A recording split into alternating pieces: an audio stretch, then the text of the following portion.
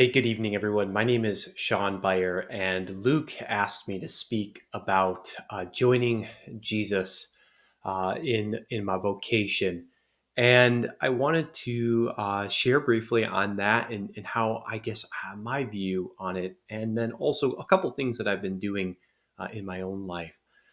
So, firstly, I am a UW Whitewater alumni. I graduated 12 years ago and also an InterVarsity alumni. I met many wonderful friends, and really, I guess I could say it was a springboard for my own faith journey. So, I hope you find that the same as well.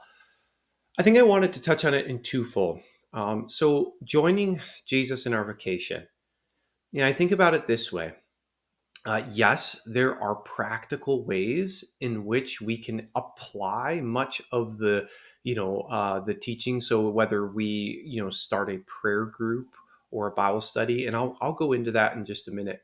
But I want to touch on it is that sometimes it's not always feasible to do that in a situation. So, like I think about an example. Maybe you're a nurse and you work the night shift or something like that, and in your role, you're busy taking care of other people, and you don't necessarily have the capacity to do something. Or maybe you're a manager at Culver's, and there just maybe isn't a way to integrate that, those type of a study groups. The first thing I want to talk about is living out your vocation as a Christian, and the way that I see it. Most importantly, it's coming to work each and every day and showing up and living out your values, sharing the light of Christ no matter what you're doing and no matter how you're doing it. I'll give you a really extreme example of how I saw this. I read a book recently. It's called He Leadeth Me. It's about a Catholic priest who was in the Russian gulags, the Russian prisons in World War II. And the premise of that, uh, one of excuse, sorry, the one of the parts of the book talks about how he approached his work in such a dire and horrible situation. He viewed it as a way of giving Christ his all. So whether he was shoveling coal or working in the freezing cold environment, regardless of what he was doing, he shared how his view on it was giving his work to God. Even though he couldn't see in that moment how it was benefiting the kingdom, he himself believed that his work would move the kingdom forward. My view on vocation is exactly that, right? When we go to work, so myself as a financial advisor, when we go to work, we're honest with people. We tell them the truth. We treat everyone with respect, no matter how much dollar amount, whatever dollar amount they have in their bank account. So living out our core vocation, regardless of the situation, and always carrying the values of Christ. So that's firstly. And the second part, I think, is a practical. So I'm really blessed. In fact, through Luke, I was able to meet actually his dad.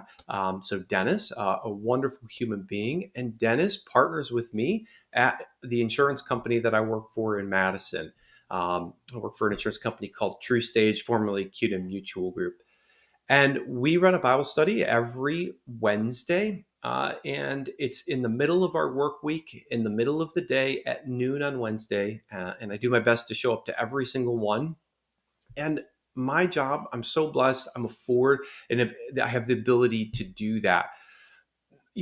Again, like I said, maybe not everybody is, but think about ways in which you can integrate your faith in your workplace.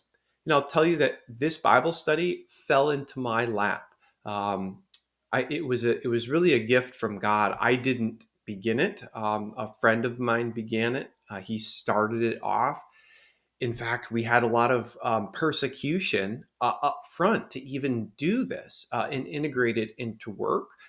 However, by the grace of God, we've been able to continue to do it, and the company has allowed us to do this and use the technology.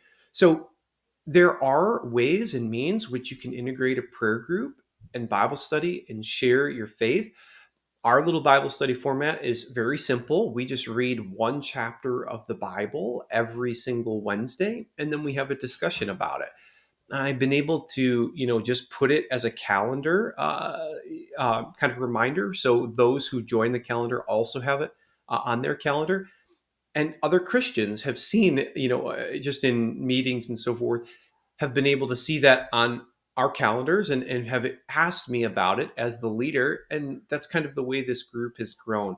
It's grown really kind of organically, and that's the way I have encouraged in trusting in Jesus, that no matter what he's going to provide, and however this group we can serve him in our corporate jobs. So I have found that it's been a beautiful experience. It's a multi-denominational. So I am a, Catholic, so I've grown up that, but almost everyone comes from a different Christian walk. I think we have Baptists. Yeah, we even have some beautiful group of women who come from China who work at True Stage. There's about 3 or 4 of them that join pretty regularly, and they've shared their own faith. So again, just this opportunity that God has opened this door, and perhaps you might find that in your own. In your own work or vocation, regardless of where you go. Certainly, my luxury of having a desk job and the flexibility has benefited. So again, not everybody might have that scenario, but I think being opened and listening to when God shows you a door and opening that door and then being open to what God's ready to show you. I never expected the group to grow in this way or even manifest in this way, but I've been trying to be open, and some days are better than others, but always giving it back to God.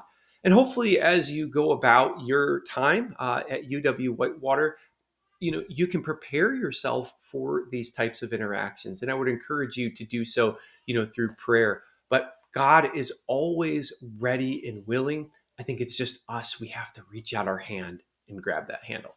Many blessings, and God bless you on this for the rest of the evening. Take care.